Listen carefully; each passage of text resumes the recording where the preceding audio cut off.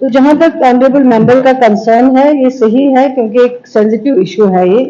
क्योंकि अगर आप माहौल को या आसपास जो भी आपको चीजें करनी है म्युनिसिपल कॉर्पोरेशन के थ्रू वो नहीं करेंगे तो बहुत ज्यादा जो है आगे लोगों को मुश्किल हो रहा है। और ये जो गंदगी को जो भी है जिसको निकालना या इसके लिए आगे क्या प्रोजेक्ट बनाने हैं वो करना बहुत जरूरी है। लेकिन उन्होंने जो स्पेसिफिक सवाल पूछा उस सवाल का जवाब दिया हुआ है। अगर कुछ और भी कंसर्न उनका है तो उसको भी देखा जाएगा, उसको भी एग्जामिन किया जाएगा और आगे जो करना होगा वो भी किया जाएगा।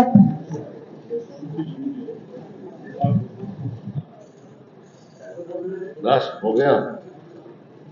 सर, मैं सवाल से सेटिस्फाई नहीं हूं और गवर्नमेंट की नॉन सीरियस को देखते हुए मैं वॉकआउट करता हूं। चलिए ठीक है। और चौधरी मोहम्मद अकरम साहब, वेरी वेरी नॉन सीरियस है गवर्नमेंट, मैंने नहीं देखा। चौधरी अकरम साहब, सर, एक 1215 minister in charge FCS and